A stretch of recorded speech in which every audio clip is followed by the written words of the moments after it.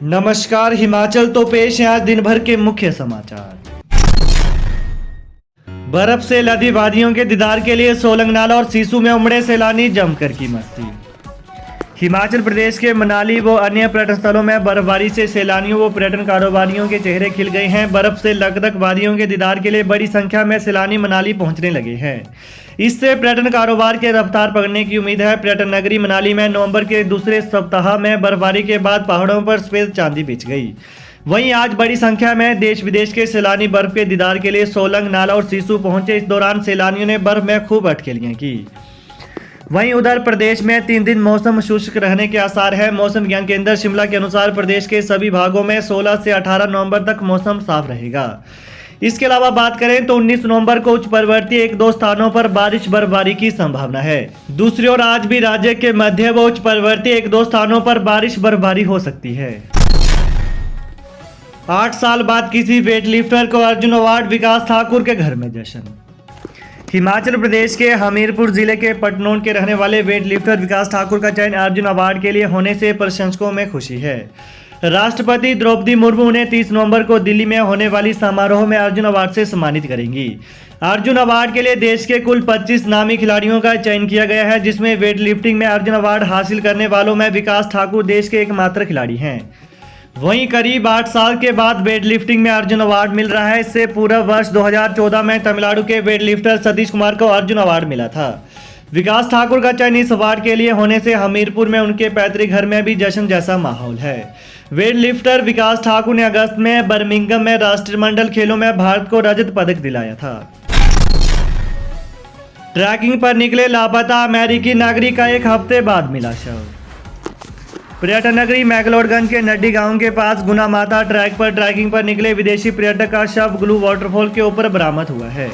आज पर्वतारोहण प्रशिक्षण संस्थान मैक्लोडगंज की टीम, स्थानीय पुलिस व गाइडों ने शव बरामद किया है। बताया जा रहा है कि यह पर्यटक करीब 1 सप्ताह पहले से लापता था। इसकी तलाश मैक्लोडगंज पुलिस टीम कर रही थी। इसके लिए ड्रोन और स्थानीय टूरिस्ट गाइडों का सहयोग भी लिया गया। मृतक पर्यटक की पहचान अमेरिका के मैक्समिलियन लॉरेंस के तौर पर हुई है। किन्नौर की हर्षिता नेगी ने बढ़ाया मान, BA LLB ऑनर्स में हासिल किया गोल्ड मेडल।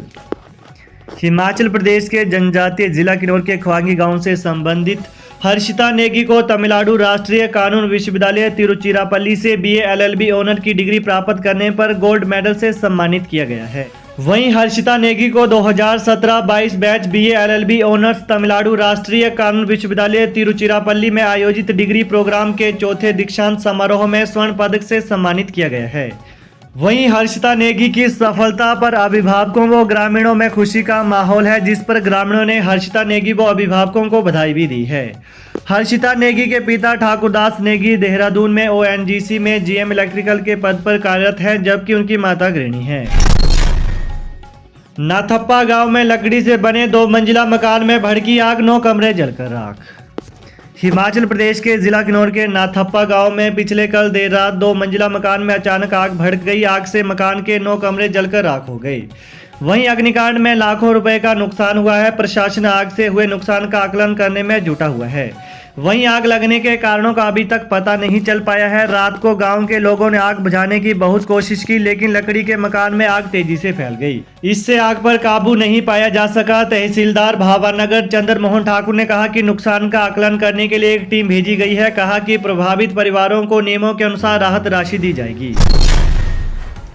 संघ ने कहा हमें हरगिज मंजूर नहीं जेपटी पोस्ट पर BEd होल्डर।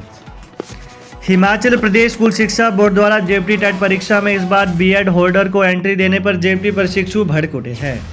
आज जेपटी प्रशिक्षित बेरोजगार संघ ने धर्मशाला में रैली निकाली। इस दौरान उन्होंने बोर्ड के खिलाफ जमकर नारेबाजी की। उन्होंने चेताया कि उनका विरोध तब तक जारी रहेगा जब तक इन आदेशों को रद्द नहीं किया जाता। उन्होंने कहा कि जेपटी कर रहे प्रशिक्षुओं का बहिष्कार जारी रहेगा। कहा कि हमें अपने हकों को हरगिज नहीं छीनने देंगे। जेपटी प्रशिक्षित बेरोजगार संघ ने कहा कि शिक्षा बोर्ड का यह निर्णय सरासर गलत है। इससे 45,000 जेपटी होल्डरों के साथ खिलवाड़ होगा। शिक्षा विभाग 2018 का हवाला देकर BEd होल्डर्स को एंट्री दे रहा है। संघ ने कहा मगर यह नोटिफिकेशन तो राजस्थान हाईकोर्ट ने खारिज कर दी थी। वहीं हिमाचल में भी रिव्यू के लिए केस हाईकोर्ट में लगा हुआ है। संघ के प्रदेश महासचिव जगदीश परियाल ने कहा कि इस केस पर अंतिम निर्णय सुप्रीम कोर्ट ने लेना था, परंतु इससे पहले शिक्षा विभाग की ऐसी नोटिफिकेशन निकलना जेपीटी के हित में नहीं है। कहा कि पूरे प्रदेश में बीएड की एंट्री को लेकर डाइट धर्मशाला में कक्षाओं का बहिष्कार शुरू हो चुका है। हिमाचल के सरकारी स्कूलों में रखे जाएंगे वोकेशनल टीचर। हिमाचल के युवाओं के लिए अच्छी खबर है। प्रदेश के सरकारी स्कूलों में वोकेशनल टीचर रखे जाने हैं। शिक्षा विभाग की ओर से 58 स्कूलों में आउटसोर्स के माध्यम से इन टीचरों की नियुक्ति होनी है और इसके लिए आवेदन भी आमंत्रित किए गए हैं। इन टीचर्स को मासिक वेतन 19,500 रुपये दिया जाएगा। प्रदेश के बिलासपुर, कुल्लू, कांगड़ा, शिमला, सिरमौर, हमीरपुर, मंडी, चंबा और सोलन के सरकारी स्कूलों में वोकेशनल टीचर रखे जा रहे हैं। वहीं स्कूलों में वोकेशनल टीचिंग की सेवाएं देने वाली कंपनियों के माध्यम से ब्यूटी एंड वेलनेस, इलेक्ट्रॉनिक्स, परिधान course, BFSI, retail, tourism, automobile जैसे ट्रेड में ये नियुक्तियां होनी है। अभ्यर्थी इसके लिए युग शक्ति company, latent skill, skill tree, Indus education, inspect vocational trainer company के तहत अप्लाई कर सकते हैं। इसके अलावा शिक्षा विभाग के समग्र शिक्षा अभियान के माध्यम से भी संपर्क किया जा सकता है। आवेदन करने की अंतिम डेट 20 नवंबर रखी गई है। चुनाव ड्यूटी पर आए कृषि विभाग के कर्मचारी की मौत। हिमाचल प्रदेश के चंबा जिले के चौड़ी में ड्यूटी देने के लिए चंबा पहुंचे बिलासपुर के कर्मचारी की मौत हो गई। पिछले कल देर रात सीने में असहनीय दर्द होने पर उन्हें मेडिकल कॉलेज चंबा पहुंचाया गया, जहां पर चिकित्सक ने उसे मृत घोषित कर दिया। जानकारी के मुताबिक बिलासपुर जिले की झंडूता तहसील की धनाड़ गांव के मदनलाल धीमान कृषि विभाग में सेवारत थे। चुनाव ड्यूटी के लिए वो चंबा पहुंचे थे और सुल्तानपुर स्थित एक होटल में ठहरे हुए थे। यह कर्मचारी 4 नवंबर से चुनाव ड्यूटी पर थे। पोस्टमार्टम के बाद शव परिजनों को सौंप दिया गया है। पुलिस अधीक्षक ने मामले की पुष्टि की है। हिमाचल में मतदान निपटते ही अब नए मुख्य सचिव को लेकर शुरू हुए कयास। हिमाचल प्रदेश विधानसभा चुनाव का मतदान निपटते ही अब नए मुख्य सचिव को लेकर कयास लगना शुरू हो गए हैं। प्रदेश में नई सरकार का गठन करने के बाद मुख्य सचिव आरडी धीमान 31 दिसंबर 2022 को सेवानिवृत्त होने वाले हैं। नए मुख्य सचिव बनने के लिए केंद्रीय प्रतिनियुक्ति पर गए आईएएस अधिकारी अली रजा रिजवी वरीयता में सबसे आगे हैं। हालांकि भाजपा सरकार के कार्यकाल में बनाए गए 3 प्रधान सलाहकारों राम सुभग सिंह, निशा सिंह और संजय गुप्ता में भी मुख्य सचिव बनने की आस जगी है। 8 दिसंबर को प्रदेश में मतगणना होगी। नई सरकार का गठन 15 से 20 दिसंबर तक होने की संभावना है। ऐसे में वर्तमान मुख्य सचिव आरडी धीमान की अगुवाई में प्रशासनिक अमला नई सरकार के साथ भी काम करेगा। मिड डे मील परोसने वाले स्कूलों को food safety and standard act 2006 के तहत करवानी होगी रजिस्ट्रेशन। पहली से 8वीं कक्षा तक के विद्यार्थियों को मिड डे मील यानी मध्याह्न का भोजन परोसने वाले स्कूलों को अब food safety and standard act 2006 के तहत रजिस्ट्रेशन करवानी होगी। प्रारंभिक शिक्षा विभाग में सभी स्कूलों को ऐसे आदेश जारी किए गए हैं।